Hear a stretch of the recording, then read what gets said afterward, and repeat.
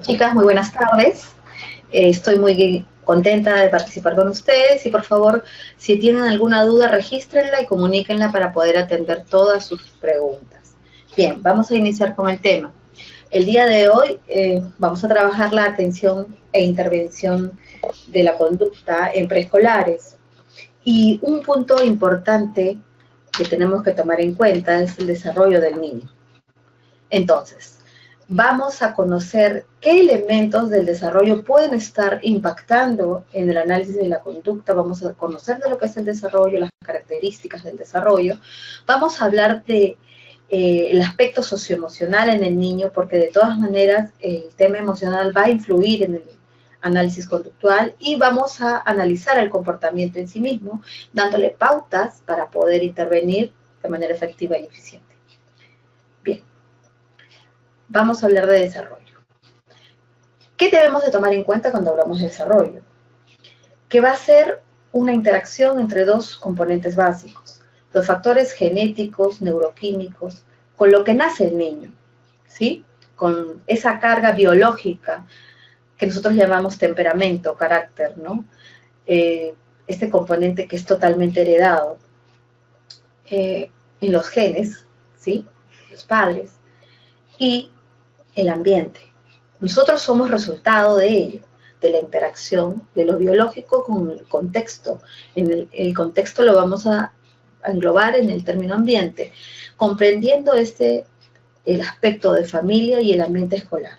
Los niños que ustedes están trabajando han iniciado el proceso, la etapa preescolar, y recién se van desvinculando de su entorno, ¿no? Pero la familia y en este caso el centro, el ambiente escolar, van a influir también en este desarrollo. Ahora, ¿qué debemos tomar en cuenta? Que el desarrollo tiene sus propias características. El desarrollo es continuo, siempre va en ascenso, va de menos a más. Tomemos en cuenta también que no existe desarrollo sin conflicto.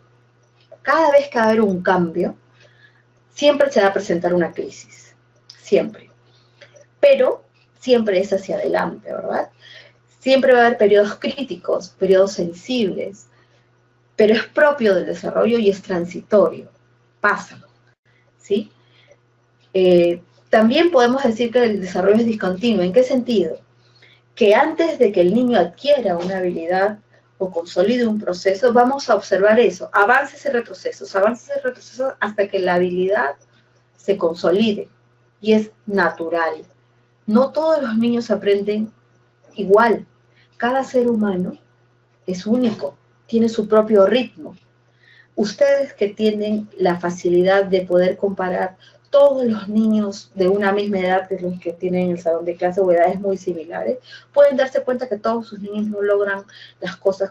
Hay niños que con una sola exposición a un aprendizaje lo logran, lo captan, son hábiles, pero hay otros que requieren 2, 3, 4, 5, 6, 10 veces el ensayo o más, y lo logran. Simplemente que cada chico va a hacerlo en su tiempo, ¿no? El ritmo, como dije, no va a ser igual en todos. Cada chico en su tiempo. Y recordemos que van a ser muy susceptibles a situaciones de cambio, sobre todo en los momentos críticos.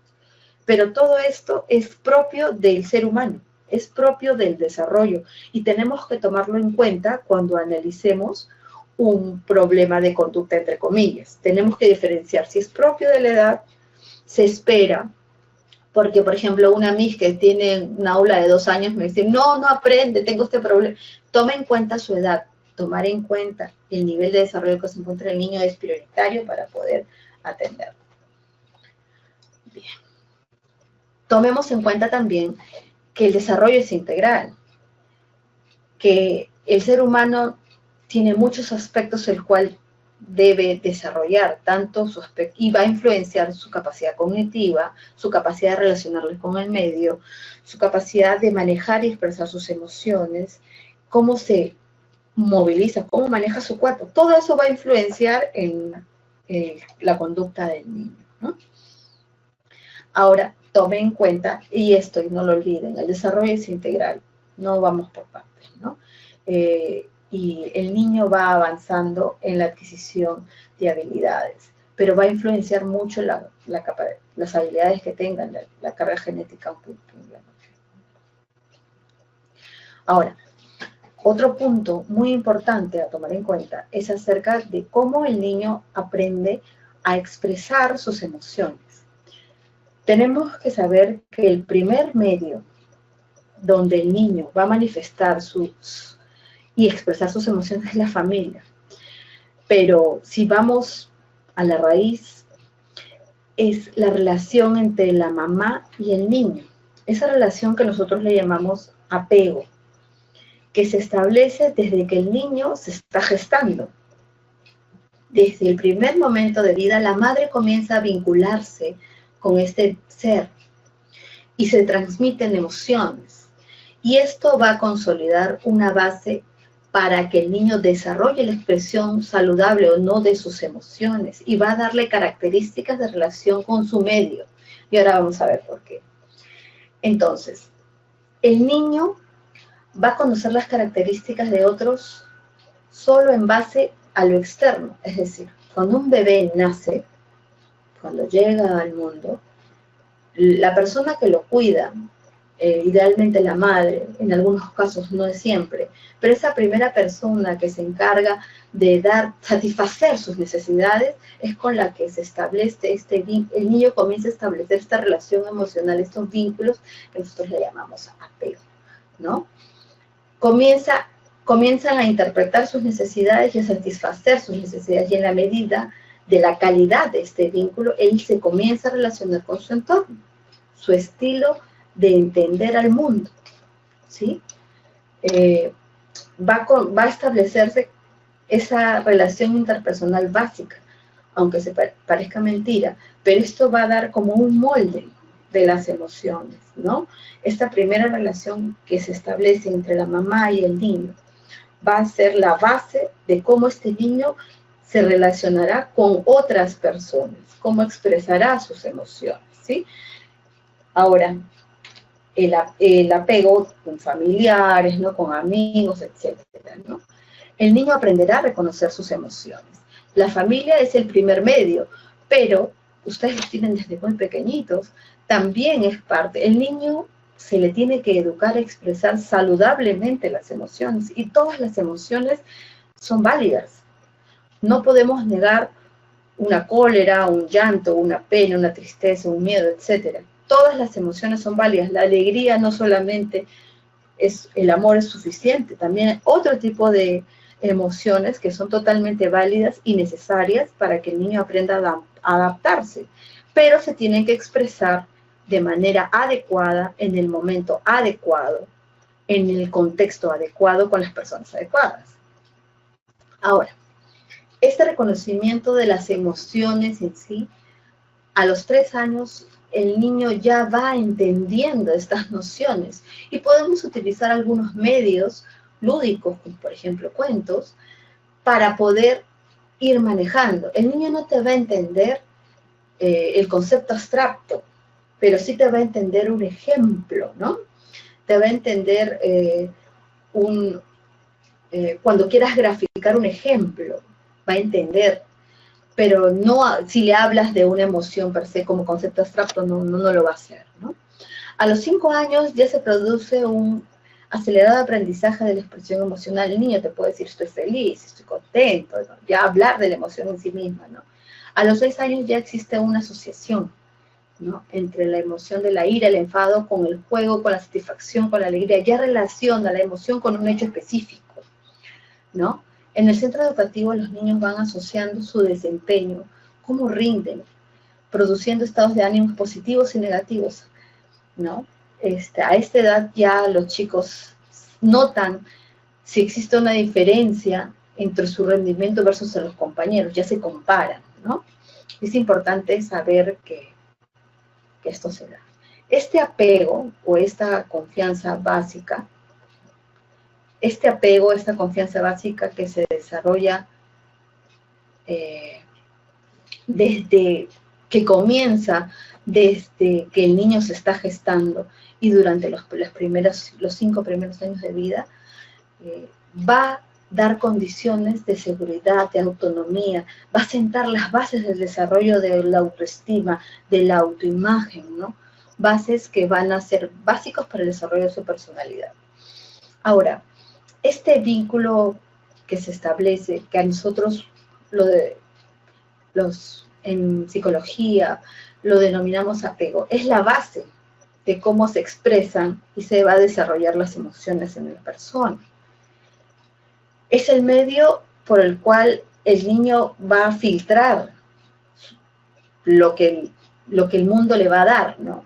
Cómo se interpretan las señales. Ahora, si sabemos que el apego se va a formar, cómo el niño se satisface, son satisfechas sus necesidades, podamos darnos cuenta que si una necesidad no fue satisfecha de la manera correcta, se va a alterar, es decir, por exceso o por déficit.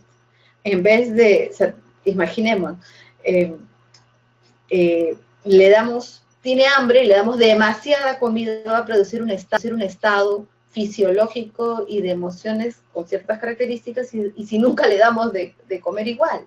Entonces, existen alteraciones de este vínculo afectivo cuando las señales del niño no fueron interpretadas adecuadamente, no por una mamá que no quiera a su niño, ni mucho menos, sino porque no lo entiende, no hay esa conexión, ¿no?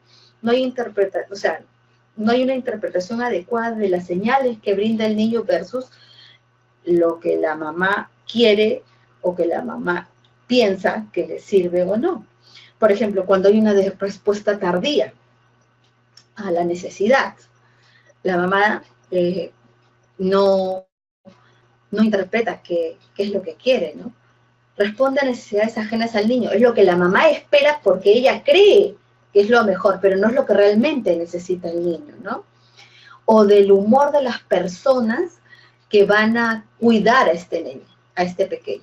Si es una abuelita, si es la mamá, si es la empleada, si es una nana, si es una tía, es muy distinto la calidad de la relación emocional que se establece. ¿Sí? Ahora, cuando la necesidad no es satisfecha adecuadamente, el niño se desgasta, invierte mucha energía para tratar de ser entendido y que se responda a la necesidad. No sabe qué hacer porque no es escuchado, ¿no? Y esto causa una alteración, características, y ahora vamos a ver qué tipo de características se van a desarrollar más adelante cuando el niño gasta mucha energía en tratar que entiendan qué es lo que quiere, ¿no? Cuando se responde de manera muy rápida, o sea, el niño no se queja ni llora ni un minuto, ya, todo le dan, ¿no? ¿Qué tipo de expresión él siente? Este niño totalmente intolerante a la frustración, ¿no? Le quiere ser satisfecho inmediatamente porque está acostumbrado a que por la mínima expresión de una necesidad hay una respuesta exagerada a la satisfacción de lo que se pide. Y esto va a ocasionar una alteración.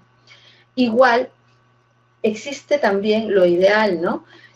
Tratar de buscar cuál es el punto medio es difícil, ¿no? Porque va a depender de niño a niño. Existe una tercera forma en que el niño cree en un sentido de omnipotencia, se cree totalmente que se lo merece todo, ¿no? Con pocos mecanismos de la tolerancia a la frustración, se convierten en personas totalmente exigentes, demandantes, centrados en sí mismos y en sus necesidades, pequeños tiranos, como a veces lo podemos llamar, ¿no?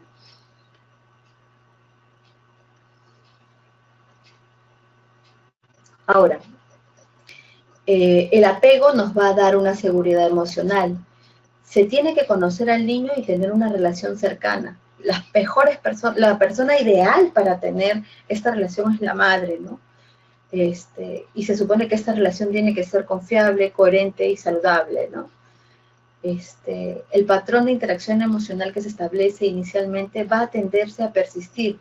Muchos autores, en base a los estudios realizados por Bowlby en 1986, sostienen y han comprobado que sí, esta primera relación que el niño va a establecer van a forjar el modelo de cómo esta persona se va a relacionar de manera futura con otros y que se tiende a repetir el mismo patrón, ¿no? Y ese patrón de las experiencias muy tempranas, ¿sí? El patrón de las relaciones familiares, por ende, si ampliamos el círculo, que va a experimentar durante su infancia va a ser vital en el desarrollo de su personalidad, en la capacidad para poder reconocer figuras adecuadas que van a proporcionar una base segura, ¿no? Si analizamos esos tres tipos o estas formas de relacionarse, nos van a dar los tres tipos de apego que se establecen formando ciertos patrones de comportamiento, ¿no? El apego seguro, que es el ideal, donde las necesidades fueron satisfechas de manera adecuada y en su momento. El apego ansioso y resistente, que vamos a ver cuáles son las características, ¿no? Niños que no aceptan ser autosuficientes, ¿no? Alejados, intolerantes. Y el apego ansioso elusivo, totalmente intolerantes a la frustración. Vamos a ver cómo son estas características, ¿no? Un niño que ha establecido una relación cercana y segura con el progenitor, idealmente la madre o la persona o el cuidador, existe mucha confianza hacia las figuras parentales, ¿no?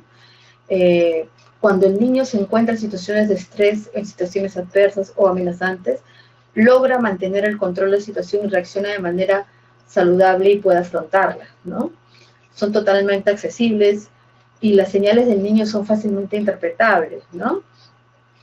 Y estas características de criar le permitirán al niño relacionarse de manera saludable con el mundo, teniendo confianza y seguridad.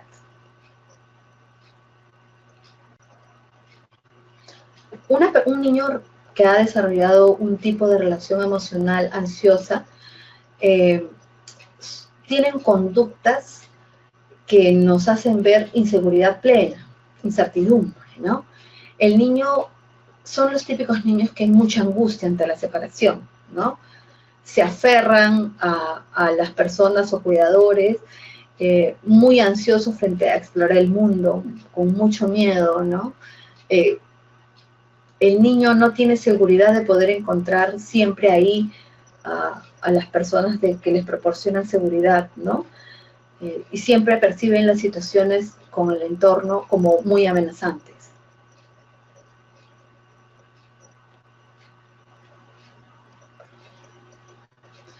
El apego elusivo tiene que ver con que el niño desconfía totalmente de las personas las figuras parentales o sus cuidadores, ¿no?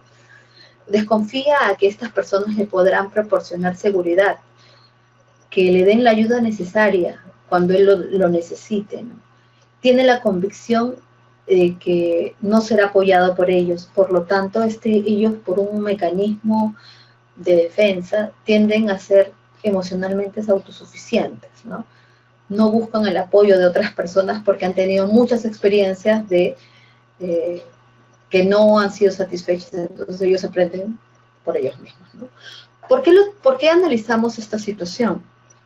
Porque este vínculo afectivo va a ser un factor protector para el desarrollo de las personas. Le va a proporcionar herramientas para poder relacionarse con el mundo. Y cuando hablamos de comportamiento, es importante analizar con qué elementos podemos contar, ¿sí? Para el niño, su madre o el adulto que lo cuida y cómo se relaciona con él, va a ser la base de cómo se va a relacionar en este primer mundo que es el colegio, ¿no? La etapa preescolar con sus maestros, ¿no? El amparo que proporciona el vínculo estable permite al niño afrontar crisis inesperadas imprevisibles, ¿no? Ahora vamos a analizar, tomando en cuenta estos elementos que van a ser súper importantes para poder analizar la conducta, porque es con lo que ustedes van a trabajar. Vamos a analizar el comportamiento en sí mismo. Pero, ¿qué vamos a entender por conducta? Es todas las maneras que vemos actuar a los niños. Este modo de actuar de los niños es observable. Si lo podemos observar, por lo tanto, lo podemos medir. Y si podemos observarlo y podemos medirlo, también podemos modificarlo. Pero aquí estamos hablando de las cosas observables. No estamos hablando de las cosas que me puedo imaginar de lo que el niño puede estar pensando, no. Tenemos que observar lo que el niño expresa. También tomemos en cuenta de que este niño está aprendiendo a expresarse. Entonces, y eso es un elemento importante a tomar en cuenta. Ahora, para analizar el comportamiento, tenemos que volver a decir que tenemos que tomar en cuenta los elementos innatos y las condiciones adquiridas, como el ambiente donde se va a desarrollar. Y cuando hablamos de ambiente, tomemos en cuenta que ustedes como maestras también son parte de esta dinámica al cual analizar, porque el estilo de relación que ustedes establezcan con el niño va a influenciar a que éste manifieste o no ciertos comportamientos. Puedan sacar lo mejor de ellos o lo peor de ellos, ¿no? Entonces, si tomamos en cuenta estos elementos, podemos trabajar a nivel de prevención, ¿no? Tenemos que tomar en cuenta a la familia, la relación que el niño se establece con la familia, el contexto donde se va a desarrollar la familia, son muy importantes para poder trabajar en prevención. Si nosotros conocemos el entorno, conocemos las características de nuestro niño, conocemos las características de la familia, es mucho mejor y con más herramientas para poder trabajar. A ver, ¿qué elementos debemos tomar en cuenta que están relacionados directamente con el niño? Es muy distinto si trabajamos con un niño con alteraciones sensoriales, con alguna alteración motriz, alteraciones de visión, audición, trastornos del lenguaje o del desarrollo, o un TDAH.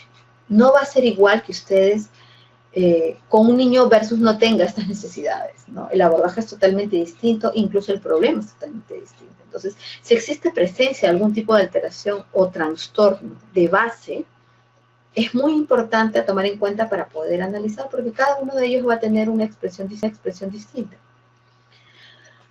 Si el niño tiene ya problemas de conducta, que llega a su clase con ciertos problemas de conducta ya instaurados, ¿no? Pueden ser problemas de timidez, dificultades para socializar con otros, que aprenda a reconocer normas y límites, pero así ya les llegan desde la casa, ¿no? Y problemas emocionales, ansiedad, autoestima, sobreprotección, depresión. Todos esos elementos van a afectar definitivamente el comportamiento, ¿no? Un niño con alteraciones sensoriales que tenga, y es muy típico porque recordemos que el sistema nervioso es el último sistema en desarrollarse. Por lo tanto, en las primeras etapas, niños de 2, 3, 4 años, es normal que veamos niños que tengan problemas para regular los sentidos, ¿no? Siempre están oliendo, no quieren coger texturas, no es porque simplemente les cuesta procesar la información que le da el entorno. Si un niño tiene problemas psicomotores, que no se puede sentar porque no tiene los músculos totalmente con la tonicidad necesaria, puede ser hipotónico, puede ser hiperlaxo o hipotónico hiperlaxo, no puede sentarse, no puede coger un lápiz, ¿no? Entonces no es que no te quiera obedecer o no quiera seguir la clase, no tiene las condiciones físicas para poder ejecutar la actividad que tú estás pidiendo. Entonces hay que ver, cuando miramos este tipo de indicadores, tenemos que buscar una ayuda especializada para saber a cómo nos enfrentamos, a qué nos estamos enfrentando y qué medidas debemos de tomar para trabajar con estos niños, ¿no? Igual con problemas de visión, de audición, niños que no escuchan bien, no desarrollan el lenguaje, y a veces las alteraciones del lenguaje es porque tienen una base sensorial, como es la ausencia de la audición o poca audición. Entonces, no es lo mismo trabajar con un niño con TDAH, que te está mirando, te está escuchando, aparentemente te está escuchando, pero no hace caso. No es que sea malcriado, el niño tiene características debido al trastorno que justamente el problema de ellos es que no pueden organizarse, no pueden inhibir comportamientos y hay como esta sordera aparente que tú le dices, les hablas y te están mirando y no hacen lo que tú les dices. Pero no es porque sean desobedientes, justamente su problema es la organización, la planificación de su comportamiento, no pueden inhibir conductas. Entonces, un inadecuado manejo con chicos con TDAH generan fácilmente problemas de conducta. Además, el TDAH nunca viene solo, o cualquier trastorno del desarrollo, ¿no? Estamos hablando de un trastorno del desarrollo, implica un Asperger, un autismo, o simplemente dentro del espectro autista, ¿no? Los problemas de conducta, como dije, son problemas, si ya llegan problemas de conducta, son problemas que ya de casa, ¿no? Y tienen que ver cómo esta familia ha enseñado al niño a relacionarse socialmente con su entorno. Bueno, los problemas que se generan de ansiedad en las primeras etapas no son tan álgidos, pero las primeras señales deben darnos el alerta para tomar las medidas necesarias para poder trabajar en él. ¿Qué elementos fuera del niño van a afectar el comportamiento y qué cosas debemos tomar en cuenta? La dinámica de familia. ¿Cómo es el estilo de crianza, ¿no?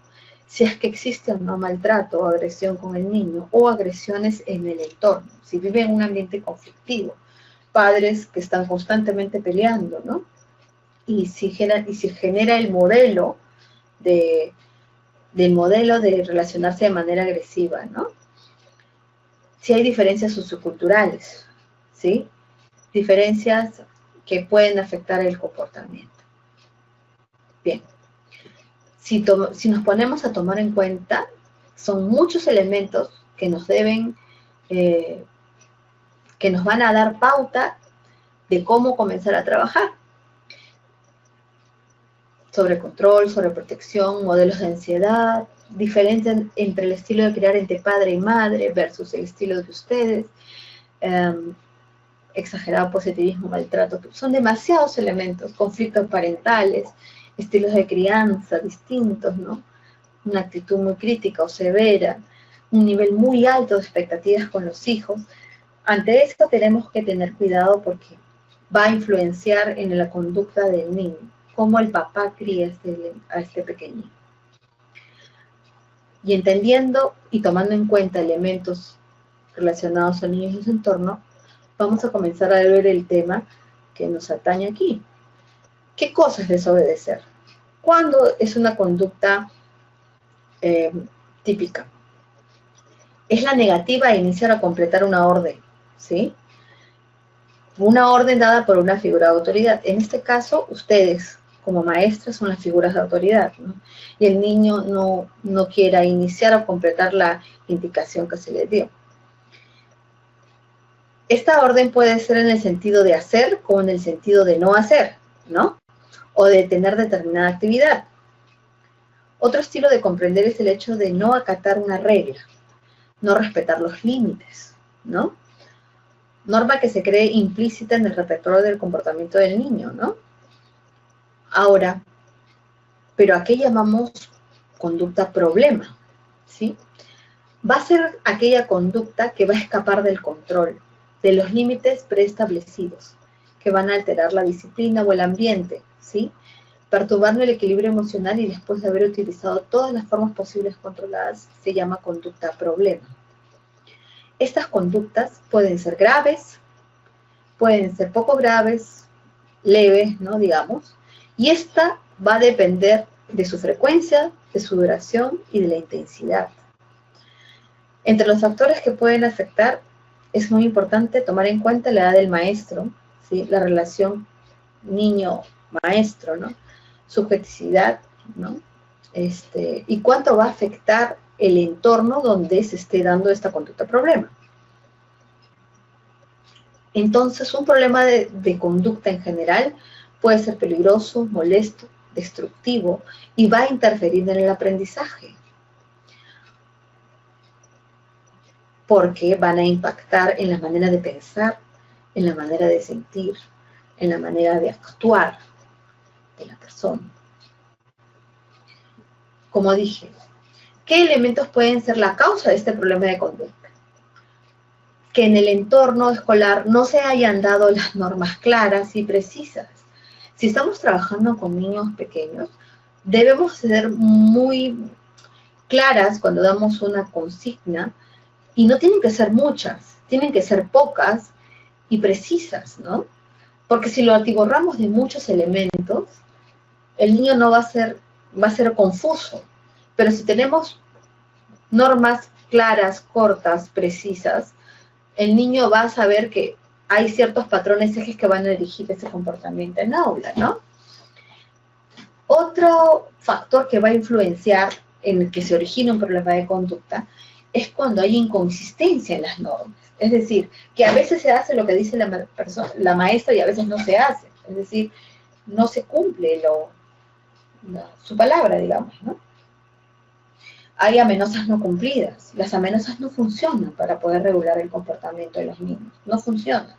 Porque si tú siempre dices amenazas con cumplir y nunca lo haces, los niños no creen lo que tú dices. No, no pasa nada, ¿no? Entonces, eso es un gran problema, ¿no? Tenemos que tener mucho cuidado con lo que decimos a los chicos, porque lo que decimos tenemos que hacerlo, tenemos que cumplirlo, porque si no, no es muy difícil que haya esa confianza, esa creencia en los chicos, ¿no? Que las cosas se van a hacer como dice la persona de autoridad. Las promesas no realizadas, ¿no? Tiene que haber flexibilidad e inconsistencia en el cumplimiento de lo pactado, ¿no?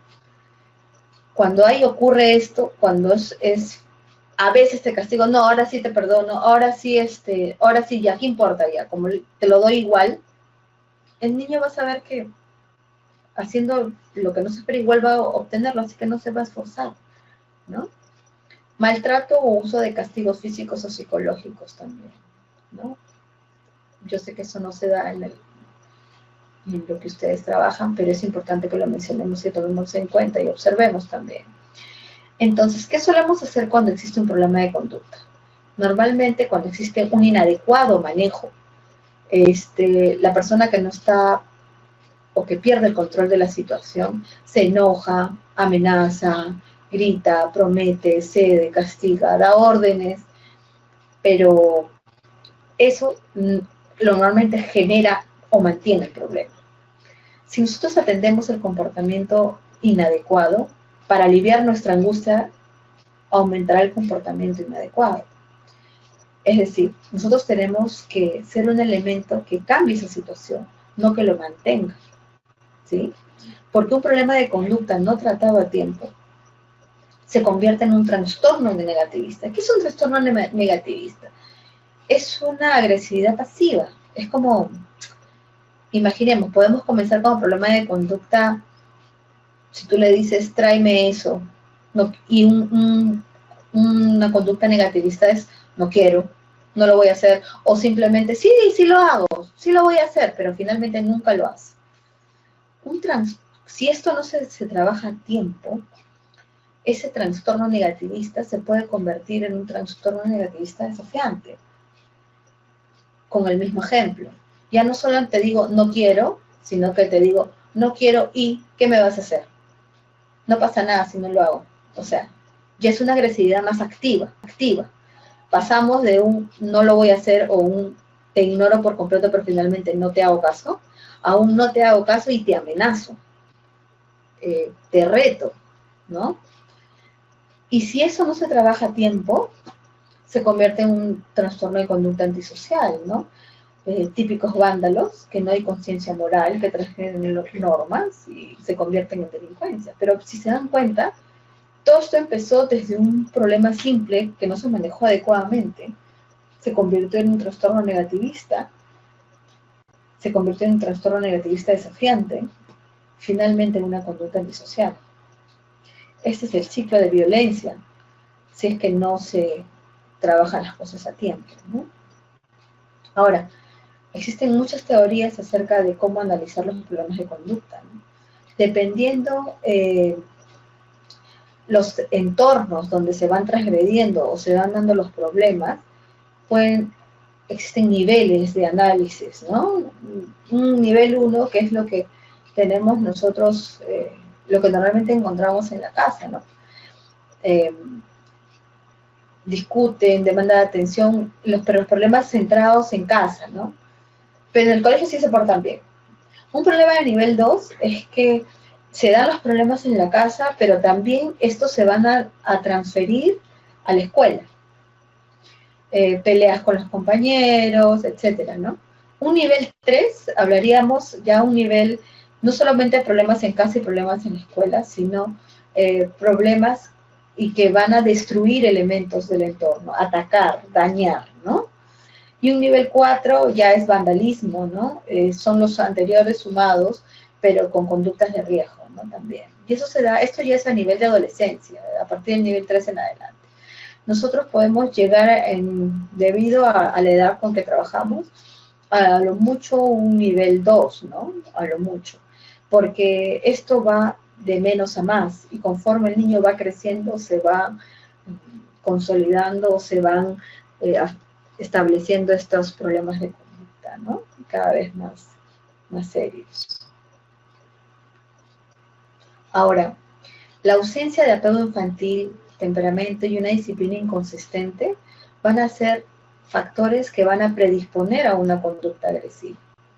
La ausencia de apego infantil y la presencia de la conducta agresiva a edades tempranas son dos factores con poder predictivo de una conducta delincuencial o problemas serios de comportamiento, tomando en cuenta que la familia y las primeras etapas escolares van a ser elementos protectores para el niño. Ahora, si la conducta es problema, como las berrinches, las pataletas, las desobediencias, la mejor es trabajar con modificación de conducta, ¿no? Esta técnica siempre tiene que ser supervisada por un profesional, por un psicólogo, que son las personas que estamos entrenadas para este manejo. Y estas técnicas tienen que usarse tanto para crear y mantener la conducta, pero también para extinguirla. Si nosotros analizamos el comportamiento, conocemos el origen, es decir, si logramos identificar el estímulo o la condición que lo origina, el antecedente, la conducta en sí mismo y qué condición la está manteniendo en el tiempo, es decir, cuál es el reforzador, podremos hacer que una conducta se mantenga o se elimine, dependiendo de lo que necesitemos. Ahora, existen muchas técnicas. El reforzamiento positivo es una de las que más funcionan con niños tan pequeñitos, ¿no?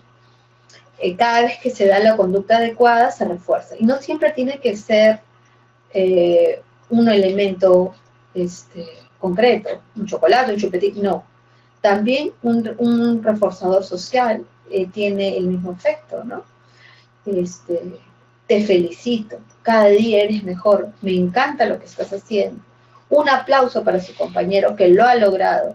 Ese tipo de elementos se llaman reforzadores del comportamiento, porque hay una conducta de gratificación frente a la conducta esperada. El niño que se siente reconocido y bien, te aseguro que lo va a querer volver a hacer, ¿no? Una vez lograda la conducta deseada, se puede jugar con economía de fichas. ¿Qué es una economía de fichas? Nosotros lo llamamos economía de fichas, aquella técnica que, por ejemplo, cada vez que tú traigas tu tarea lista, vas a obtener una estrellita. Si llegas a obtener 10 estrellitas, puedes elegir entre este y este premio. Es decir, por una cantidad de logros, que pueden ser stickers, pueden ser estrellitas, puede ser un palito, no interesa cómo ustedes registren cada logro, por una cantidad lo puede canjear por un elemento, ¿no? Elige salir 5 minutos más de recreo, podemos hacer el recreo en otro lugar, podemos hacer luchera compartida, es decir, un reforzador mayor que puede ser canjeado por varios elementos de mayor ganancia o valor, ¿no? Esta economía se pueden canjear diariamente los refuerzos, ¿no? Y pueden variar de semana a semana. Así mantenemos al niño pendiente y siempre tratando de mantener la conducta adecuada, ¿no? Cuando el niño ha pasado por una intervención emocional y de control de impulsos, recién se puede trabajar costo de respuesta. ¿Qué es el costo de respuesta? El costo de respuesta es quitar elementos ganados. Sinceramente, puede funcionar con grandes, pero en ocasiones, dependiendo del caso, puede generar angustia. Así que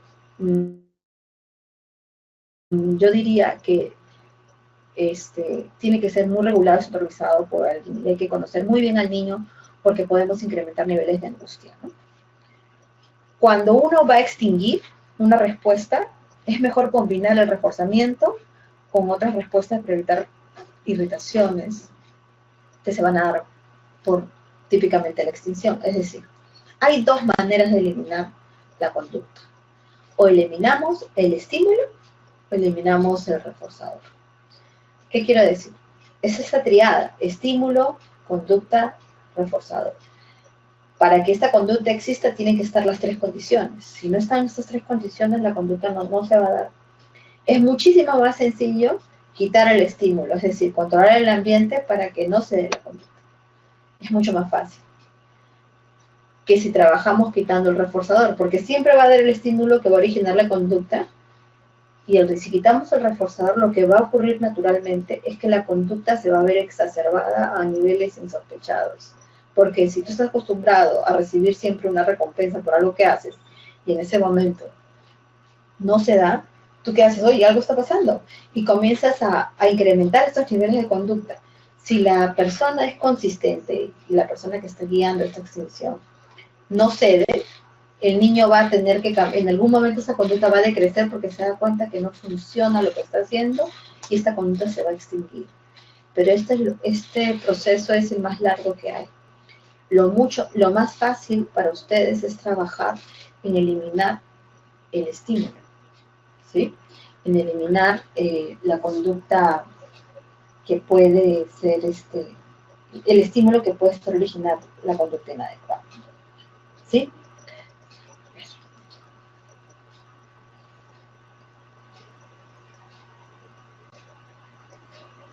¿Qué debemos hacer para lograr un equilibrio comportamental? Debemos ser firmes. Ser firmes no significa gritar, sino hablar con autoridad. Hablar con una actitud que su palabra es lo que se va a hacer, sin gritar, sin maltratar a nadie, sin ser agresivos. Debemos ser firmes. Tenemos que ser constantes. No debemos ceder. Tenemos que tener paciencia. Recordemos que podemos tener avances y retrocesos, pero el niño va a aprender. No debemos amenazar, no debemos prometer porque amenazar y prometer es algo que no se va a cumplir necesariamente, y eso no sirve para modificar comportamientos, ¿no? No debemos ceder. Si ya dijimos algo, tenemos que cumplirlo. Tenemos que ser muy cuidadosos con lo que decimos, porque lo que digamos va a tener que realizar, ¿sí? Tenemos que buscar al profesional para el manejo de la técnica, recordemos, ¿sí? Pero sí podemos hacer algunos trabajos de manera grupal en el aula, ¿no? Los niños se necesitan organizar a partir de pautas claras y precisas. No le querramos modificar todo al mismo tiempo. Vamos a marear a los niños, vamos a confundirlos. Las normas que deben ser en el aula tienen que ser pocas, tienen que ser claras, en un lenguaje muy sencillo, un lenguaje positivo y simple, ¿no? Me refiero a un lenguaje positivo, es que en vez de decir, por ejemplo, no sé, no corras, mejor es caminar. No grites, no, mejor es decir, hablar respetando al otro. O sea, hablemos en positivo, no usemos la palabra no hagas esto, no hagas el otro, sino tratemos de decir la conducta esperada. Hablo con respeto a los demás, ¿no? A eso me refiero, usar el lenguaje positivo. Claro, sencillo, corto, ¿no? En términos muy simples para que los niños se apropien de esas conductas, ¿sí? Tenemos que ser consistentes cuando demos la pauta, ¿sí?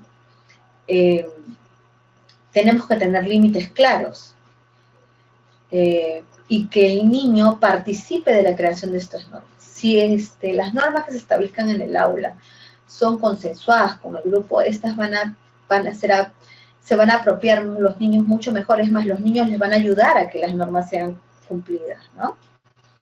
Tenemos que ser positivos, ¿sí? Descubrir sus habilidades y potenciales y desarrollarlas los niños, ¿no? No criticarlos públicamente, ¿no? Estimular e incentivar la creatividad. Tratemos de elogiar públicamente los logros de los chicos y las dificultades en privado, ¿no? Para que solo a ellos, para que se enseñe el respeto al otro también, ¿no? Esta modificación de conducta puede ser trabajada de manera individual o grupal. Tratemos de trabajarla, no muchas conductas, escojamos una o dos, trabajemos solo ello. Una vez logrado, recién pasemos a una siguiente y a otra, ¿no? Y así vamos a ordenarnos y vamos a ver logros significativos con su grupo, ¿no? no presionar, es mejor negociar y pactar, ¿sí? Démosle la oportunidad a los niños a que también sientan que son parte importante, ¿no? No forzar al niño a concluir una tarea que no puede realizar. Tomemos en cuenta que a veces el niño no es que no quiera hacer la actividad, de repente no puede hacerla, ¿no? Buscar en ellos sus propios intereses, ¿no? Elaborar normas en grupo, con sus chicos, ¿no? Explicar exactamente lo que se espera de él. Establecer prioridades dentro de sus objetivos, ver cuáles son las negociables y cuáles no son negociables, ¿no? Identificar distintas situaciones que son causa de inflexibilidad y poca tolerancia. Atender señales tales como estoy cansado, mis estoy aburrido, no me siento bien. Si nosotros ya vemos que el grupo está cansado, no insistamos. Tratemos de estratégicamente organizar nuestras actividades para que vayan de más a menos. Si los queremos atentos, en un momento busquemos una actividad de desgaste y ir bajando la intensidad de las actividades para que cuando lleguen a la actividad que requiere sosiego, puedan estarlo. Porque no planteamos una actividad de sosiego luego que han venido del recreo súper excitados, súper emocionados, porque les va a costar regular su atención para esa actividad. Entonces, seamos estratégicos al elegir y planificar nuestras actividades, ¿sí? Analizar las respuestas a ciertas situaciones. Cuando propongamos una actividad, analicemos cómo el niño responde y utilicemos en favor de lo que queremos desarrollar, ¿sí? Escuchen a los niños, porque a veces los chicos pueden tener razón, ¿sí? Trabajemos el desarrollo de su autoestima, ¿no? Es un fundamento para el logro del objetivo académico. Escuchémoslos también a ellos, ¿no? Padres y educadores son los mejores coterapeutas. Trabajar con un conjunto multidisciplinario, es decir, apoyados, y que la triada casa, colegio y niño va a manejar y va a lograrse los objetivos mucho más rápidos, ¿no? Bien, entonces, ya con esto estaríamos concluyendo el tema de trabajo y podemos ir trabajando las preguntas. Supongo que hay varias preguntas para ir desarrollando con...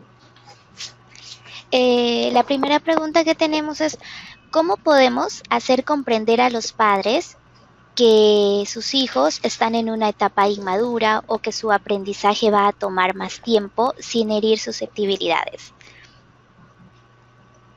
Mira, esa es una pregunta bien importante, que la he podido entender el día que fui mamá. A nadie les gusta decir que su hijo tiene un problema. Ningún papá le va a gustar. La actitud que tiene que tener la maestra no es decirle de frente señalar lo que el niño no puede hacer, ¿no? La idea de citar tempranamente a los papás es que ustedes tienen que tener una actitud de a mí me importa tu niño y quiero ayudar porque es un niño que tienen que señalar las potencialidades de un muchacho y que si una dificultad es atendida de manera temprana, todo tiene solución. Y eso es verdad, porque en terapia un diagnóstico precoz y una intervención oportuna mejora notablemente el pronóstico. Es decir, puede ser un niño que puede ser incluso autista, TDA, lo que ustedes quieran, una dificultad seria, severa, pero si ustedes dan la alarma a tiempo, ese niño va a lograr mucho, ¿no? Y eso es lo que debemos asesorarnos siempre, ¿no? Tratemos de buscar el apoyo del psicólogo del colegio y no vayamos con una actitud crítica o una actitud de señalamiento, sino muy por el contrario, una actitud de que te preocupa y que todo a tiempo tiene una solución oportuna, ¿no? Esa es la actitud que debemos manejar y decir lo importante que es tu niño para ustedes, ¿no? Y que por eso los convocan y que en conjunto lo vamos a sacar adelante si hubiera alguna dificultad, ¿no? Porque es bastante duro. Y una recomendación más, si ustedes están sospechando de que este niño tiene un problema serio, no se lo digan, no se adelanten, no cometan el error de decirlo, sino que busquen que el niño tenga una evaluación especializada y que sea el especialista que dé el diagnóstico. Porque los papás no van a sentir que ustedes están con ellos, sino que están contra ellos. Entonces, si ustedes consideran que el niño hay indicadores de algo mayor, pidan una evaluación especializada y que sea el especialista quien se encargue de manejar esto con el padre de familia. Pero sí, ustedes señalen, incluso yo les diría que registren por escrito en un informe la reunión y hagan firmar los acuerdos con los papás. Eso ayuda mucho, porque mañana más tarde ustedes van a tener elementos de reales. Mire, nosotros nos reunimos en abril, nos reunimos en junio, nos reunimos en agosto, y en todo momento señalamos que necesitaba una evaluación integral, que necesitaba una evaluación especializada, y ustedes van a hacer esto en casa y nosotros en el colegio nos comprometemos a eso. O sea, también es importante que el colegio se comprometa a hacer algo por ese niño, ¿no? Y el papá va a sentir que ustedes están más del lado de ellos y no contra ellos, ¿no? Bien, Marianela. Siguiendo con esta pregunta, se suma cómo es que los maestros podrían establecer ciertos tips de diferencia entre lo que sería un problema de conducta y un déficit, por ejemplo, un TDAH u otro trastorno. Miren, la experiencia en trabajo en la etapa preescolar, la facilidad que tenemos nosotros de tener grupos en edades similares, porque nosotros en cada grado, no sé cómo, o sea, grupos de 2 años o de 2 años a 2 años y medio en un aula, los vamos separando por una cuestión cronológica. Esa facilidad que tenemos de poder tener muchos niños de una misma edad, hay uno que salta, te permite comparar y ver que algo está pasando. Probablemente no tengamos la preparación del especialista, del psicólogo, del terapista del lenguaje para identificar con precisión, pero son las maestras las primeras en darse cuenta que hay un problema, que hay algo distinto en ese niño. Cuando ustedes observen, busquen citar a la mamá y una evaluación especializada, ¿no? Es lo mejor que podemos hacer, respaldarnos en un trabajo multidisciplinario y profesional para poder sacar adelante al niño, ¿no? Bien, y dinos, si nosotros tenemos un niño que manifiesta tener un apego ansioso resistente que puede bloquear su aprendizaje, ¿cómo nosotros podemos ayudar a ese apego en clase con el niño?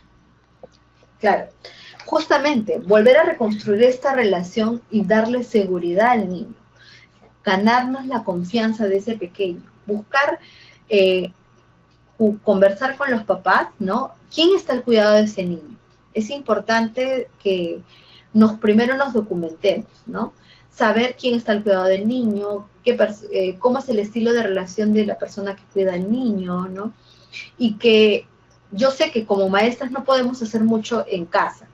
Estas situaciones están alejadas de nuestro control, pero sí proporcionar las condiciones de tranquilidad en el ambiente escolar, ¿no? Va a ser duro, no va a ser fácil, pero darle confianza, satisfacer de manera proporcionada y desarrollar al niño esa confianza, esa relación emocional que ustedes siempre van a estar ahí para ellos, ¿no?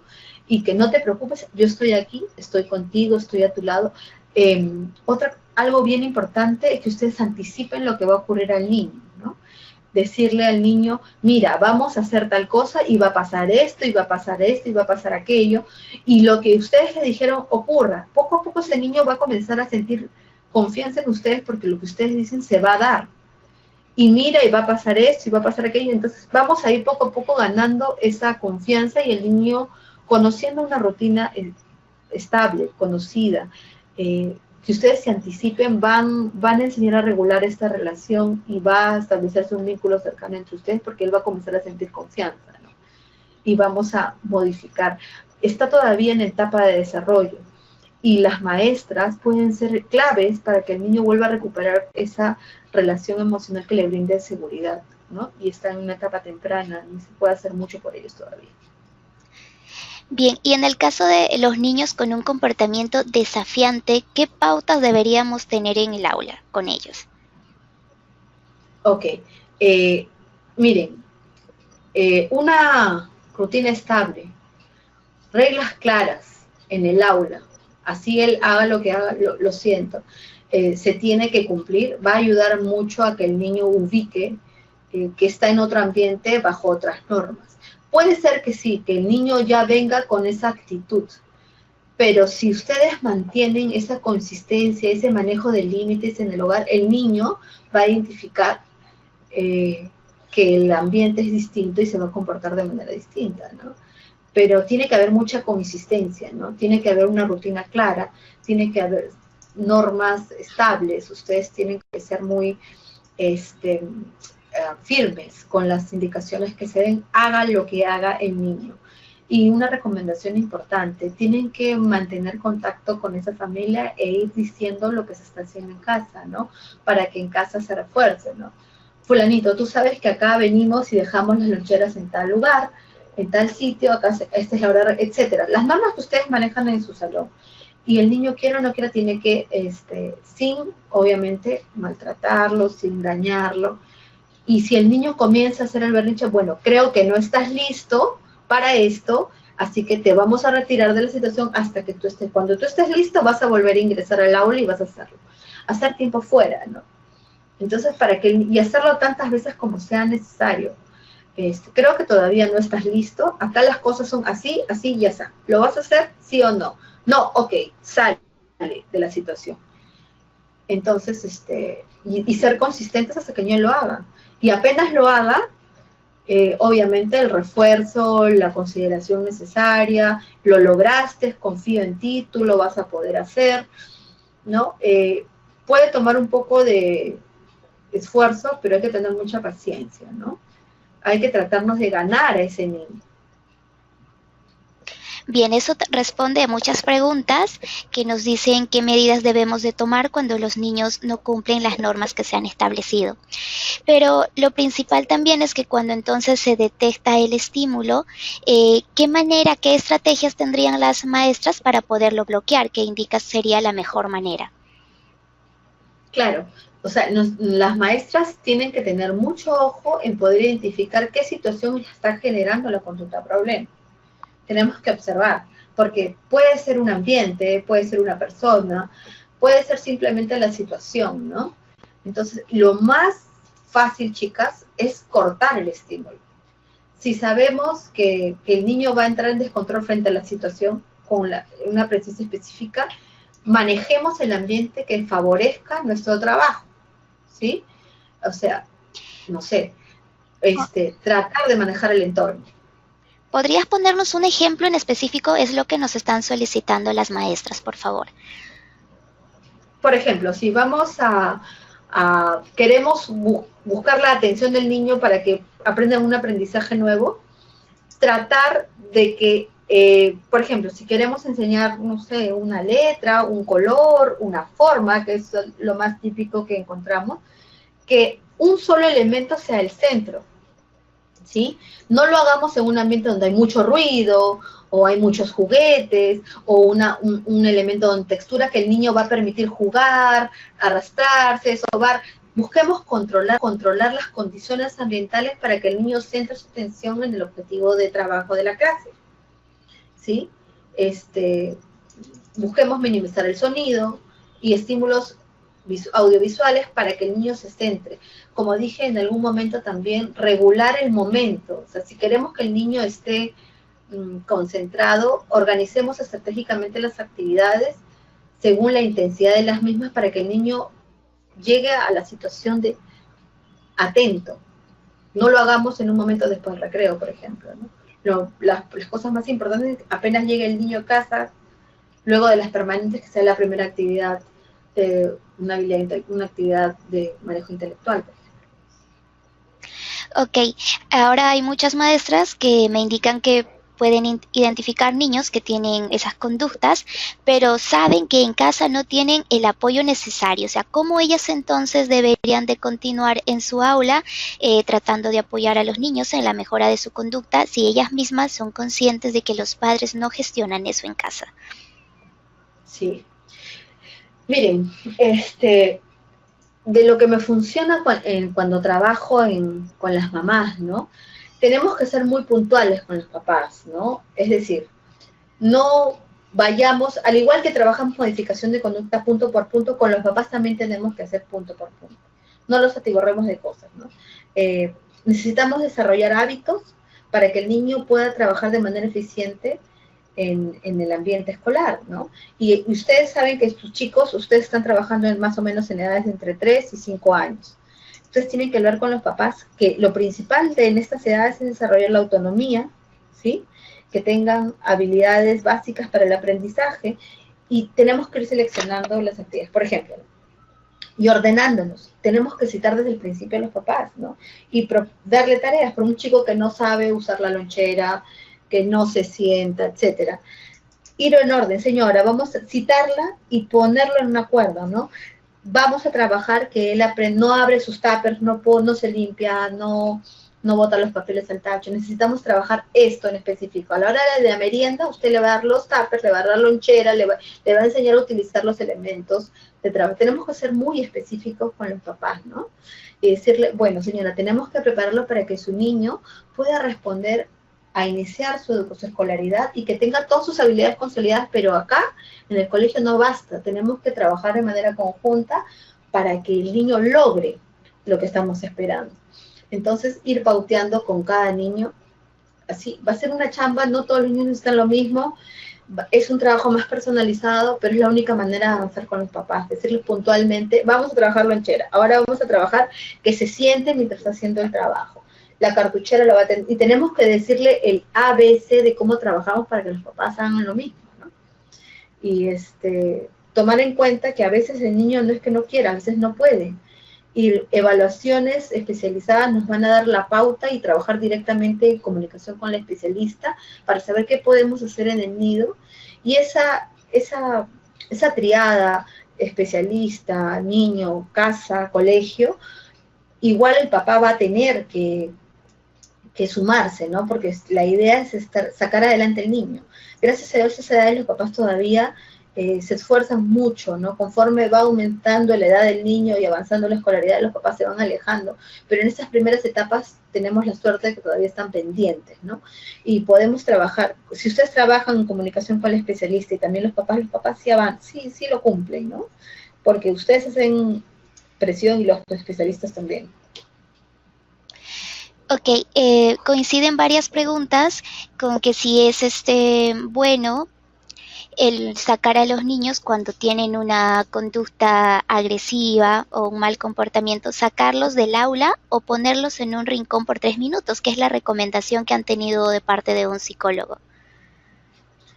Tenemos que tener cuidado con este manejo. Más o menos algunos teóricos recomiendan que el tiempo fuera tiene que ser 1 minuto por año de edad, aproximadamente, ¿no? El tiempo promedio, digamos. Pero eso va a variar también de niño a niño.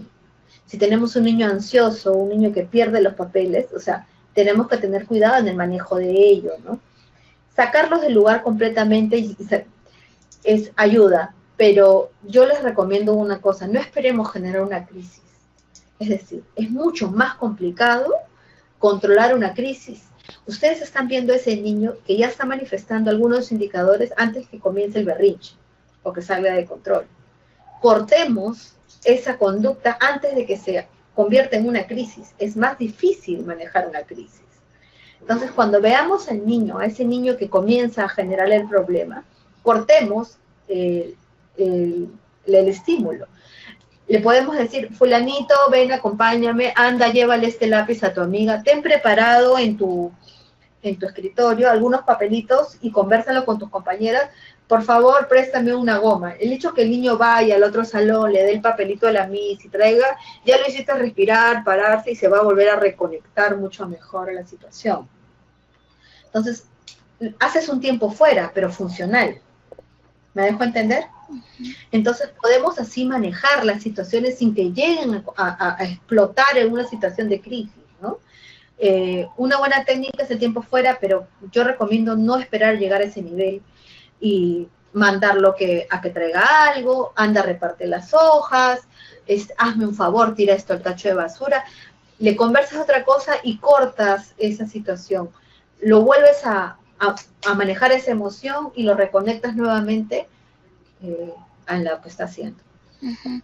Bien, y dentro de eso nos comentaste el juego de economía de fichas. Las profesoras me dicen primero a partir de qué edad se podría aplicar y si también sería recomendable trabajarlo con los padres, porque en algunos casos ellas no encuentran manera de cómo hacer que los padres se aúnen, ¿no?, a este objetivo que tenemos de mejorar el comportamiento de sus niños.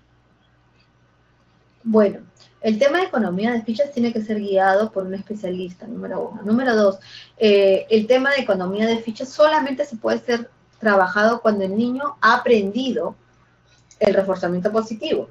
Si el niño maneja el reforzamiento positivo, recién podemos tomar la economía de fichas. Si no, no tiene sentido hacerlo. Es decir, el reforzamiento positivo es que el niño aprende la conducta buena que haga, tengo una recompensa. Si no tengo la recompensa es porque no lo hice y no entro en angustia y no entro en llanto porque no lo obtuve.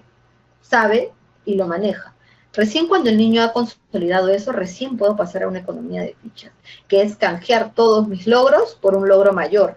Es más, en algunos nidos, en algunos colegios he visto que hay incluso un cartel, ¿no? El premio mayor, imaginemos un paseo que son, no sé, 100 puntos, 20 puntos, o habrán, ¿no? Escoger el salir antes del recreo, o sea, de más a menos, ¿no? Pero siempre premios importantes. Podemos trabajarlo de manera personalizada con los papás, pero siempre entendiendo que hayan trabajado primero el reforzamiento y que el niño maneja el reforzamiento para pasar recién a un siguiente nivel, que es economía de fichas. Bien, si los padres nos dan a conocer que, por ejemplo, se están separando y eso va a afectar en la conducta del niño, ¿qué nosotros o cómo podríamos trabajar con ese niño en clase? Miren, tenemos que conversar muy bien con los papás si es una situación definida. Porque si los papás no saben lo que va a ocurrir todavía, no deberían comunicar nada al niño. Una vez que la situación esté definida completamente por los papás, recién tomar cartas en el asunto y hablarle de esto, y siempre orientado por un especialista, ¿no? Porque a veces pueden ser peleas transitorias y al final vuelven, y esa situación de inestabilidad genera más daño en el niño que otra cosa, ¿no? Porque afianza la inseguridad, se hace un apego ansioso, ¿no? El niño va a tender a ir a cualquiera de los progenitores que le den mayor seguridad y causa mayor daño. Entonces, decirles a los papás que no comuniquen nada al niño hasta que tengan absolutamente claro y que sean siempre asesorados por un especialista. Cuando los maestros trabajan este tema y hablan del tema de familia, contar que existen diferentes tipos de familia, ¿no? Y que los papás, si alguna vez no están juntos, jamás se podrán separar los papás, pero los papás y los hijos jamás se pueden separar, ¿no? Sus papás siempre serán papás y mamás siempre serán mamás, ¿no? Reforzar esa confianza que debe haber. Ok, regresando a la pregunta anterior, una maestra me dice, antes de que yo trabaje el tiempo fuera, ¿debo siempre decirle al niño por qué es que lo voy a sacar del aula o simplemente lo trabajo como una estrategia para no desatar el berrinche? Claro, la idea es muy importante que cuando la maestra esté dando la indicación no sea con un tono de voz de castigo. Es simplemente, no estás listo para esto, entonces cuando estés listo vamos a volver. Porque la idea es que el niño se regule, no es un castigo. Es un momento para que el niño se regule y se reinserte, ¿no? Volver a reinsertar de manera adecuada, ¿no? Entonces no es un castigo. Es simplemente cortar las situaciones que están generando para que reestructurar y volver a insertar y que sea funcional. Pero el tono de voz tiene que ser adecuado. Creo que en este momento no estás listo para esto, vamos a salir para que te sientas, para cuando estés listo vamos a volver. Esa tiene que ser la consigna, ¿no? No es un castigo el tiempo fuera, es cortar los elementos que están generando la situación y volver a insertarlo cuando esto sea funcional, ¿sí? Bien, ahora tenemos muchas preguntas particulares porque cada maestra tiene un niño, cada niño pues tiene un problema de conducta o algo que las maestras quieren manifestar, así que vamos a tocar aquellos que tienen similitud para poder contestar de alguna forma a todas. El primer caso que tenemos es que tenemos un niño que golpea a todos sus compañeros en el rostro de una forma repetitiva y al momento de dibujar suele sobre todo dibujar el rostro y pintarlo de negro. Si le dan otro color, él no quiere hacer la actividad. ¿Qué problema de conducta tendría? ¿Cómo se tendría que manejar eso? Mira, te diría que había que explorar un poco más.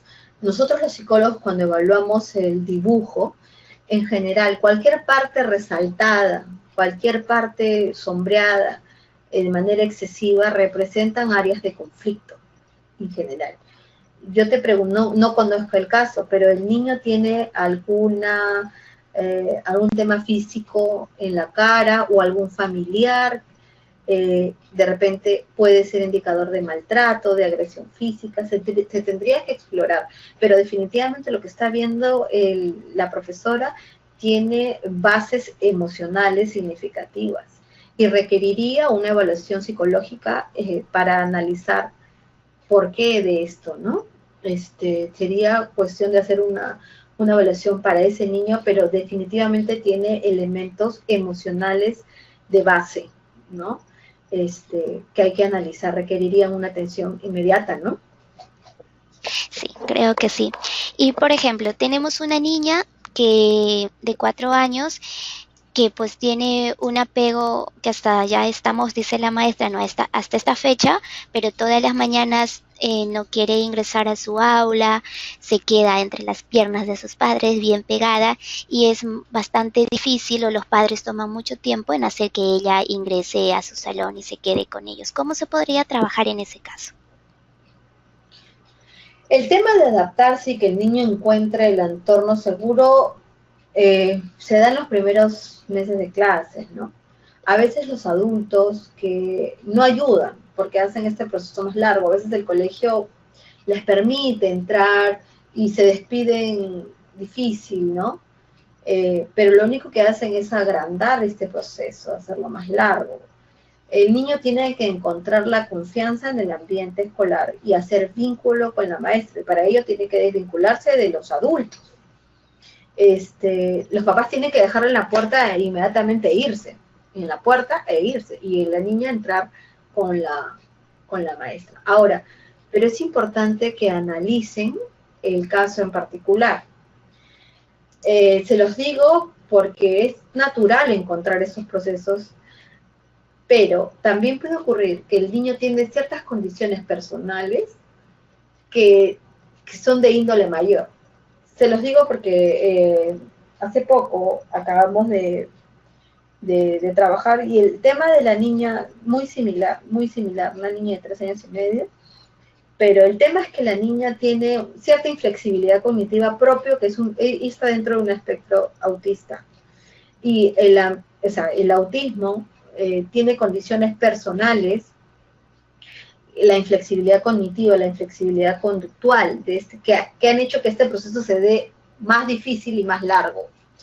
Que desconozco este caso, no sabría a ciencia cierta, ni siquiera lo he visto, pero sí, si vemos que un proceso de adaptación se está alargando lo más de lo usual, que es lo típico, ¿no?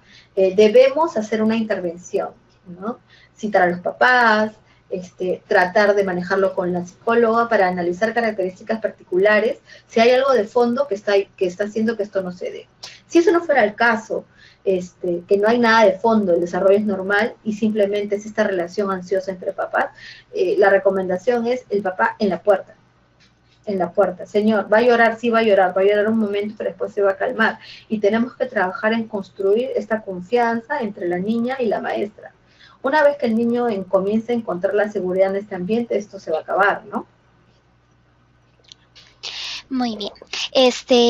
Retomando un poco el tema de lo que se propuso el tiempo fuera, me dicen, ¿qué sucede cuando los niños más bien les agrada hacer el tiempo fuera? Se han descubierto de que... Claro. ¿Qué estrategia implicar ahí? Claro, mira, lo que pasa es que ese tiempo fuera no es que te saco y me voy, es totalmente supervisado, porque si no se convierte en un elemento siendo reforzador. O sea, me quiero salir todo aula porque todo aula me aburre, no quiero estar aquí y a propósito me porto mal para salirme. ¿no? Tiene que tener, o sea, el tiempo fuera totalmente supervisado, no es que el niño lo saques y lo dejes solo. O sea, tiene que estar con la auxiliar, o el auxiliar se queda con el grupo, o la maestra va con el niño, o viceversa, no lo sé. Pero el niño tiene que comprender que es una situación, no es que lo dejas y te vas. El niño tiene que reflexionar, el niño tiene que regular, o sea, el tiempo fuera es para que se regule y tienes que acompañar ese proceso, ¿no? Fulanito, no dejarlo solo. Ujú. Y además, o sea, si el niño va a jugar sin supervisión, hacer lo que le gusta, obviamente, siempre lo va a hacer, lo van a convertir en un elemento reforzante. Lo sacan, le conversan, le hablan, procuran regularlo para que cuando estés listo entramos, ya estás listo, ya ahora sí entramos. Pero no es que lo dejen solo a jugar ni nada de eso, ¿no? Es totalmente supervisado. Ok, ahí está la clave entonces en la supervisión. Ahora, tenemos un caso en especial. Un niño que, por ejemplo, tenía medicación por el TDAH, ya la mamá indica que se le ha dejado de dar esta medicina, pero él tiene los mismos impulsos, no puede estar quieto sin coger algo, golpea, llama la atención, no obedece ningún tipo de indicación que le da su maestra. ¿Qué puede hacer en ese caso esta profesora? A ver, el tema de la medicación es muy delicado, en el sentido que son neuroquímicos que se están impactando directamente el sistema nervioso central. Esta regulación, el poner la medicina, el quitar la medicina, tiene que ser con supervisión neurológica, ¿no? El neuropediatra tiene que decir la dosis, cuándo se da y cuándo se quita. No es cuando el papá, ya no creo que le hace bien y se lo quito. No es así, porque tiene un efecto de rebote, Mm. tiene consecuencias importantes. Entonces, si algo está pasando y volvemos a los problemas, lo mejor que pueden hacer las profesoras es hacer un reporte de conducta y enviarlo al neurólogo pediatra para que él regule esa medicación. Se la vuelva a dar, le disminuye la dosis, le aumente la dosis, pero lo mejor, chicas, es un registro, tanto para iniciar una medicación como para suspenderla. No es algo, no es que yo le di una pastilla una vez y nunca más se la vuelvo a dar, no. O sea, no es así. Normalmente cuando inician no todos los chicos les cae bien, pero cuando inician es permanente que se le da la pastilla, ¿no? Entonces, porque tienen que encontrar la dosis adecuada y es difícil encontrar la dosis adecuada, porque el niño tiene que ser funcional, para eso se le está dando la dosis. Entonces, conversar con la mamá y enviar las observaciones de conducta detalladas al neurólogo, porque el neurólogo lo ve un ratito, él dice, la mamá le puede decir, no, ya está bien, y entonces no necesita, ya le va bien, le quitan y el problema sigue en el colegio, ¿no? Entonces lo mejor es que mantener una comunicación con el especialista.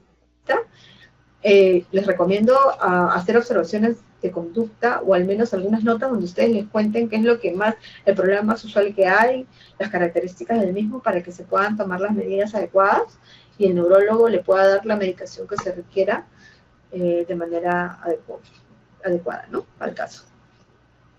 Muy bien. A ver, ¿qué hacemos cuando o qué criterios tenemos para actuar con niños que conocen las normas y las desobedecen? Y no entienden de ninguna manera que deben de cumplirlas, ¿no? Han aplicado ya varias estrategias, entonces, ¿qué queda al final al darse cuenta que los niños no obedecen las normas establecidas? ¿Qué se tendría que trabajar? En realidad tenemos que ser firmes y ser consistentes. Nosotros actuar de la misma manera. Hay niños, como dije, no es que como maestra una vez le enseño ya tiene que aprender, no es así, ¿no? O sea, ya lo hice una estrategia y cambio de estrategia. O sea, tenemos que agotar las situaciones y el niño tiene que reconocer que en ese ambiente hay estas normas y si no las cumple, sale del lugar, lo siento. O sea, si el niño va a tener que hacerlo 100 o 200 veces, 200 o 300 veces lo tendrá que hacer hasta que aprenda, ¿no? Tenemos que ser consistentes, tenemos que ser firmes. Las reglas son las reglas y todos los que están en ese ambiente las tienen que cumplir. Entonces las reglas tienen que ser pocas, tienen que ser precisas, tenemos que ser firmes, no debemos ceder. Ya. Atendiendo a eso, cuando se pone un castigo, este tiene que ser ejecutado sí o sí. Por ejemplo, si les dijimos que se van a quedar sin recreo, o se puede cambiar el castigo luego por una, no sé, me pone acá la maestra por una recompensa, lo veo contradictorio, pero se tendría que ejecutar sí o sí un castigo que sea indicado.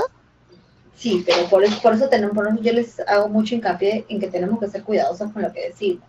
porque los castigos tienen que ser inmediatos a la situación problema y proporcionales. Es decir, yo no lo voy a castigar con un paseo del próximo mes porque no tiene sentido. Va a ser el próximo mes. Tiene que ser inmediato. Y no tiene que ser exagerado ni un castigo muy leve. Tiene que ser proporcional a la situación problema. Inmediato y proporcional a la situación. Si no, el castigo se desmerece totalmente, no sirve su uso. No lo voy a castigar por algo que va a pasar después de varios días, a la salida, ni tampoco algo muy exagerado, ni algo muy leve. Tiene que ser proporcional a la situación. Muy bien. E inmediato, ¿no? Exacto. Muy bien, tenemos ahora otro caso, ya vamos a finalizar, son 6:21. Tenemos el caso de una niña de 4 años que es muy líder, pero es una líder negativa, me pone la maestra. Ella domina a sus padres y solo obedece si es que a ella le parece, sí. Pero si es algo que no está de acuerdo con ella, muestra una actitud muy desafiante. Pero los padres son dominados por su comportamiento. Supongo que es hija única. O debe ser una hija que, o sea, hay que analizar por qué es, o sea, ahí el problema no es la niña, ahí el problema son los papás, ¿no? El problema que son los papás que en el ambiente de casa le han hecho creer estas condiciones y el ambiente donde ella va, piensa que todo es lo mismo, ¿no? Pero, justamente, ¿no? Ella tiene que aceptar las reglas y si no las cumple, no decir te voy a castigar, sino asumir las consecuencias. Todo avisado con tiempo, todo el mundo sabe cuáles son las... Yo no te estoy castigando, tú estás asumiendo las consecuencias de no hacer caso a las indicaciones. Pero ahí yo creo que el principal problema son los papás. Y yo creo que hay que trabajar con los papás, ¿no? Ok. ¿Qué hacemos con los niños que, hay varias preguntas al respecto, tienen la conducta de morder a sus compañeros? El morder es una conducta totalmente instintiva y de defensa. Usualmente lo encontramos en niños pequeñitos, habla de 2 años, habla de 1 año, y normalmente cuando hay ausencia de lenguaje, es decir, se frustran, no saben qué decir y muerden, ¿no? Para eso tenemos que tener, observar, chicas, y estar cuidadosos. Ustedes ya tienen que identificar cuáles son los chicos que muerden, ¿no? Normalmente se da, como les digo, en las aulas 2 años, 1 año, ¿no? Y con los chicos que todavía no hablan y no saben cómo expresar su frustración y tienden a morder por frustración o como mecanismo de defensa. Entonces, como son tan pequeñitos, el tema es que pasa por más un control del adulto, ¿no? Identificar los momentos, las situaciones, porque a veces hay chicos que agarran de punto a ciertos niños, ¿no?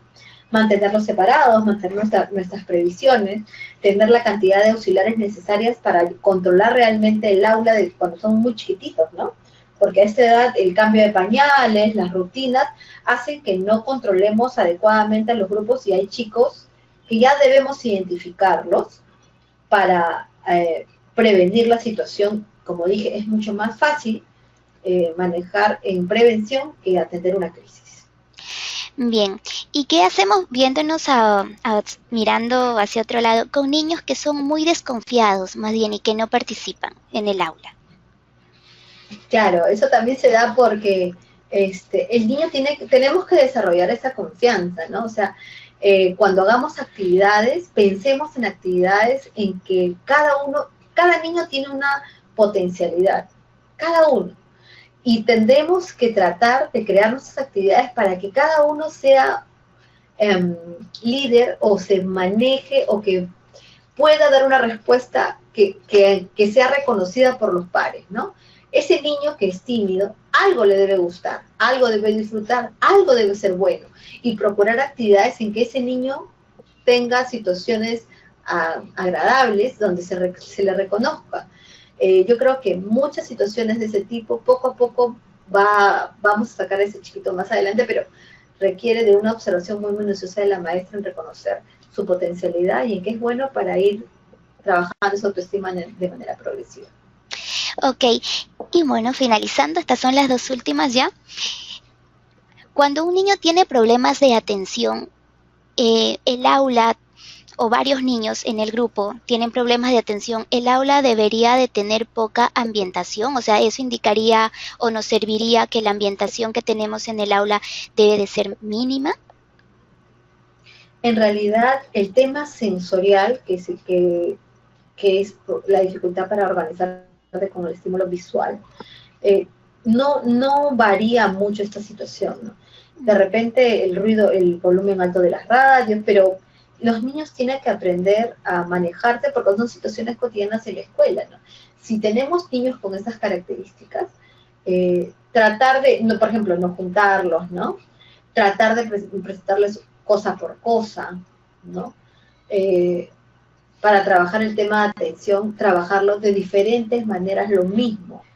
No sé, si vamos a trabajar un tema, no sé, las plantas o las formas, que lo huelan, que lo miren, o sea, cada niño puede ser desatento, pero la atención está en todo lo que hacemos, pero hay que buscar el canal donde ingrese la información por todos los medios. La idea es que se maneje el conocimiento y trabajemos por muchos canales para que el conocimiento llegue al niño. Eh, lo mejor para trabajar con niños desatentos en general es rutinas bien claras, ¿no? Estructuradas, va a ayudar mucho, ¿no?